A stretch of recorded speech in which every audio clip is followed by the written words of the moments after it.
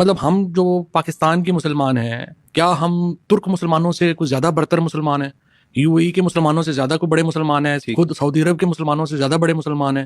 وہاں پر جو بارز بھی ہیں، مسجدیں بھی ہیں، وہاں پہ شیشہ بھی ہے، جس نے شیشہ پینا ہے وہ پیے، جس نے باہر میں جانا ہے وہ باہر میں جائے. تو مجھے سمجھ نہیں آتی کہ پاکستان میں ہر چیز کیوں ہم نے بین کی ہوئی ہے. فواد چودھری کی بات آپ نے سن لی ہے کہ انہوں نے کہا کہ پاکستان بینستان ہے، پاکستان میں ہر چیز بین ہے، شراب نوشی کی اجازت ہونی چاہیے.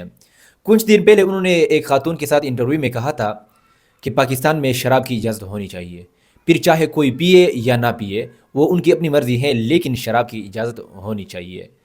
پھر اس کے بعد انہوں نے ایک اور پوڈ کاسٹ میں بڑے فخر سے کہا کہ میں اپنی بات پر ڈٹا ہوں، میری بات درست ہے کہ پاکستان میں شراب کی اجازت ہونی چاہیے.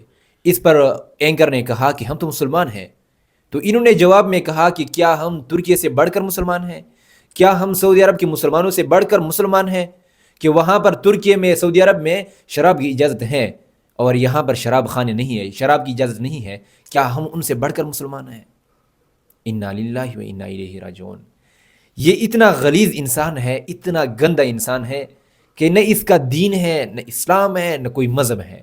کبھی یہ اٹھ کر آ جاتے ہیں علماء پر بکواس کرتے ہیں، کبھی یہ دین اسلام پر ایسے بیہودہ چیزیں کہتے ہیں، کبھی کچھ کہتے ہیں، کبھی کچھ کہتے ہیں.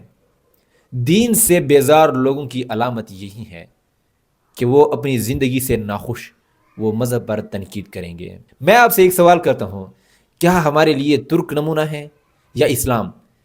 کیا ہمارے لیے سعودی عرب نمونہ ہے یا اسلام نمونہ ہے؟ ہم نے تو اسلام کو فالو کرنا ہے، ہم نے تو حضور اکرم صلی اللہ علیہ وسلم کے احکامات کو فالو کرنا ہے.